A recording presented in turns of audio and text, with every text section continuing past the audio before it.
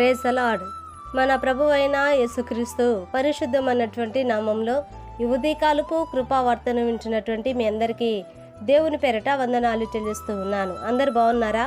మరి పూట ప్రభు మనకిచ్చినటువంటి వాక్యాన్ని మనము పరిశుద్ధ గ్రంథంలో చదువుకుందాం. కీర్తనల గ్రంథము 6వ అధ్యాయము 9వ వాక్యాన్ని చదువుకుందాం.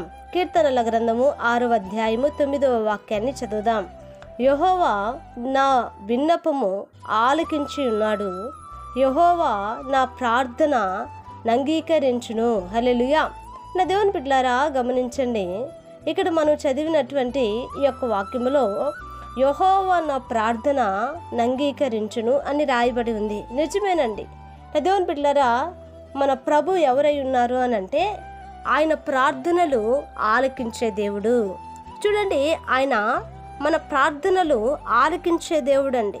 అందుకనే ఇక్కడ దావీదు మహారాజు అంటున్నాడు, ఆయన నా ప్రార్థనలన్నీ కూడా అంగీకరించును అనని. మరి దావీదు తన జీవితంలో, తన ప్రార్థనా జీవితంలో మరి ఈ యొక్క అనుభవాన్ని మనతో పంచుకుంటున్నాడు.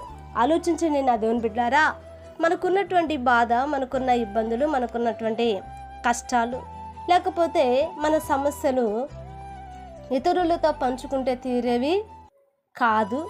మరి ఒకవేళ ఇతరులతో పంచుకున్న ఆ సమస్య పెద్దదే అవుతుంది, కానీ చిన్నది కాదు కదండి నా దేవుని బిడ్డలారా. కానీ అదే దేవుని పాదాల దగ్గర ఆయన పాదాలు పట్టుకొని మనం ప్రార్థించినప్పుడు, ఆయన పాదాలను పట్టుకొని మనము మరి అడిగినప్పుడు నా దేవుని బిడ్డలారా, ఎంత పెద్ద సమస్య అయినా దానికి ప్రభు పరిష్కారం ఇయ్యక మానడండి.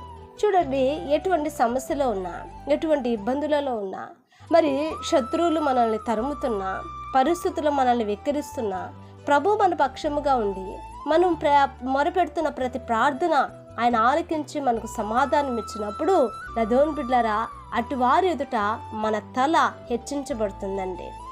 కానీ కొంతమందిలో ప్రార్థన అనుభవాలు తక్కువగా ఉండటం వల్ల శత్రువుల ఎదుట, కానివారి ఎదుట నా దేవుని బిడ్డలారా అవమానించబడిపోతూ ఉన్నారు. అంటే జీవం కలిగినటువంటి దేవుణ్ణి ఆరాధిస్తూ కూడా, మరి ఏదైనా చేయగలిగినటువంటి ప్రభువుని మనం ఆరాధిస్తూ కూడా సమస్యలకు పరిష్కారం లేకుండా ఎందుకు బ్రతుకుతున్నాము అని అంటే, ఆరాధిస్తున్నాము అన్న మాటే కానీ, వెళుతున్నాము మందిరానికి వెళుతున్నాము అన్నటువంటి మాటే కానీ వీరి జీవితాలలో ప్రార్థన అనే బలిపీఠం లేదండి. ప్రార్థన యాచించగలిగిన, విజ్ఞాపన చేయగలిగినటువంటి ఆత్మ వారిలో లేదండి. అందు నిమిత్తమై వాళ్ళు ఏమైపోతున్నారంటే అవమానించబడిపోతున్నారు. కానీ ఈరోజు నీ వాక్యం వింటున్నాను నా దేవుని బిడ్డలారా, చూడండి, మన ప్రార్థన అంగీకరించే దేవుడు మనకున్నాడు. హల్లెలూయా.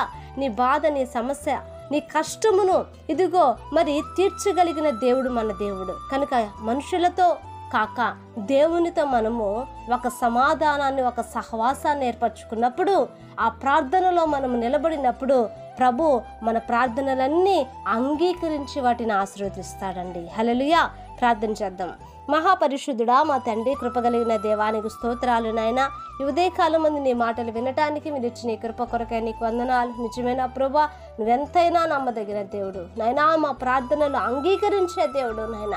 ఇదిగో నా ప్రభా, అయాన తండ్రి నైనా, ఈ వాక్యం వింటున్న ప్రతి వారి జీవితంలో నా ప్రభ నూతనమైన కృప దయచేయండి, నూతనమైనటువంటి దీవెన దయచేయండి. ప్రతి ఇరుకు, ప్రతి ఇబ్బందిలో అయా వాళ్ళని విడిపించమని, యేసు నామమున వాళ్ళకి ఒక విడుదల కలగజేయమని ప్రభా, వాళ్ళ ప్రార్థనలు మీరు ఆలకించమని యేసు నామమున అడిగి వేడుకొంచున్నాము తండ్రి.